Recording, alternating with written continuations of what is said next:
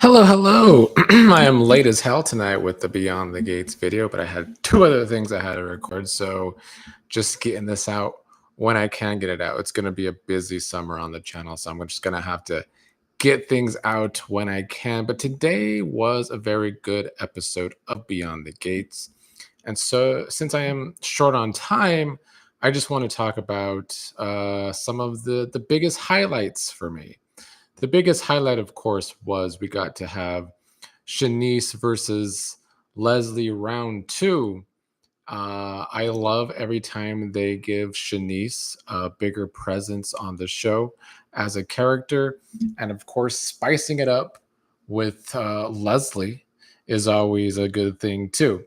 Leslie was at the hospital today in her softball mom get up. That was her newest disguise today, looking like a softball mom in a cap at the hospital. And Shanice spotted her pretty easily. Shanice knows that she's Leslie, and she recognizes her as the nurse that was there the night that something happened to Laura.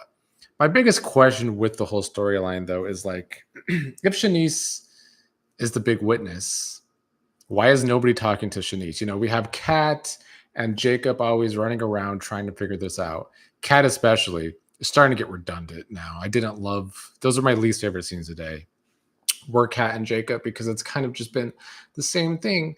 Kat wants to push and push Jacob to make an arrest. Kat wants to find all this evidence, but they're really getting nowhere. And Kat wants to blame Jacob.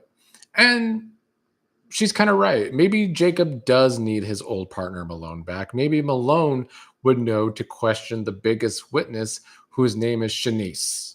But I'm also surprised Kat hasn't talked to Shanice, because obviously Kat's whole family always talks to Shanice. So they know each other. So that is a big question mark in the story to me, is why is nobody talking to Shanice when she is the witness? And clearly we see in today's episode that she does recognize Leslie. Um, but yeah, like last time Leslie and Shanice had a confrontation, I hope nothing happens to Shanice. But I'm always game for any time Shanice gets more airtime. So what Leslie was trying to do was look at the footage of the night that something happened to Laura at the hospital. She wants to see it herself. She didn't get that from Shanice, but she did end up getting it from Andre. Andre was in the afterglow of sex with Dani, per usual. Like I said yesterday, they're always using one another because they can't have the person they really want. Although, why Andre wants Ashley, I'll never actually know. But Andre did give in and show Leslie the footage. And I don't even know if anyone else has seen this footage yet. So, another question mark. I feel like some of the characters in this story are being written pretty dumb. Even Leslie is at some points. So, it is a weakness within the story, is that I do feel like it is a very plot driven story. And so some of the characters have to be dumbed down to make it work. And that's what I'm seeing from today's episode. Another highlight for me was seeing Chelsea eyeing up a girl at the bar. I am glad that they are already giving Chelsea a new love interest, since the last one ended so abruptly. Her name is Madison. I don't know if I necessarily feel the chemistry yet, but it will be nice to see a hopeful, if they don't drop the storyline, a hopeful budding relationship on the show, and a lesbian one at that. I do feel like it is something the show is missing. I don't remember if it was last week or the week before when I was ranting about the lack of chemistry on some of the couples on this show. And I do still feel that way. But I think what I also just want is just to see a love story start on the show. This is a soap opera after all.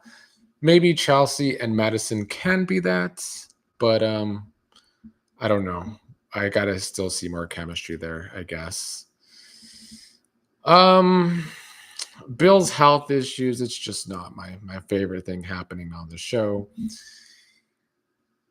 Hayley and Naomi rushed him to the hospital, and he was having symptoms of a stroke.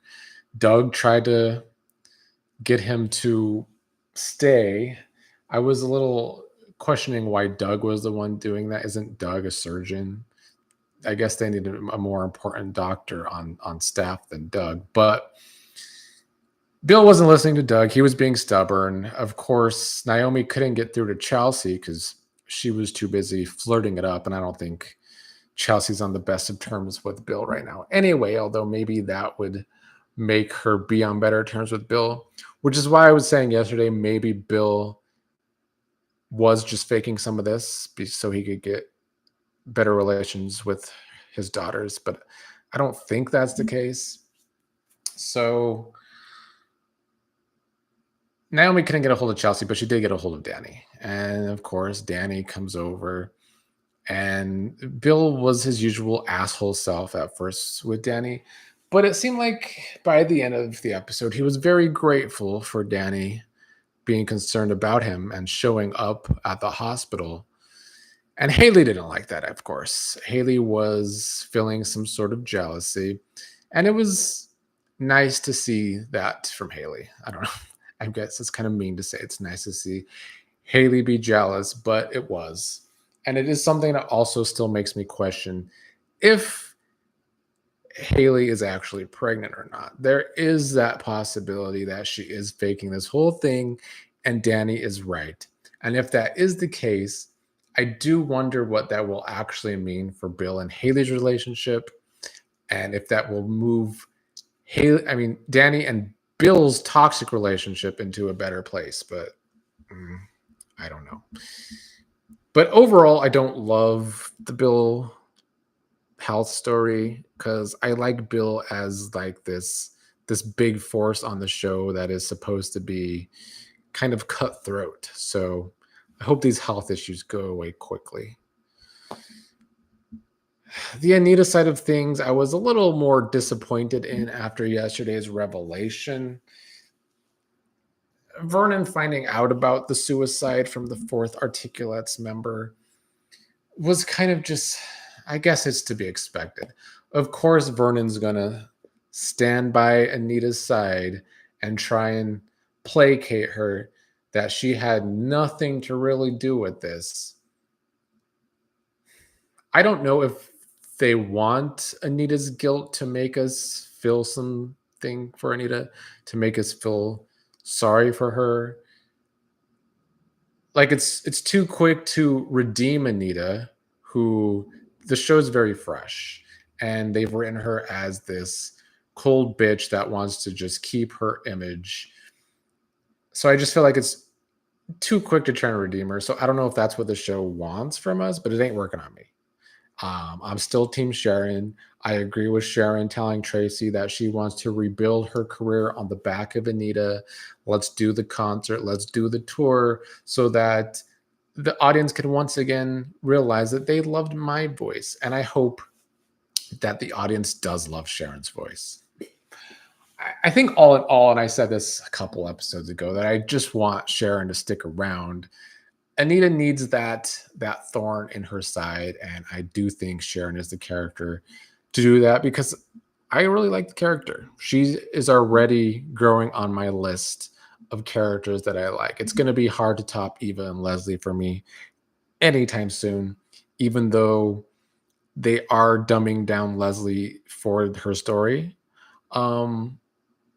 But Sharon might be breaking the top 5. I can't think of other characters right now that don't get on my nerves in some capacity. So big ups to the new character of Sharon.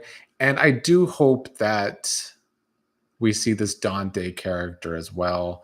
I think that will probably further be used to somewhat redeem Anita, that she wasn't the big bad in the situation. It was this producer, Dante Green. So yeah, shout out to Kaiwan in the chat.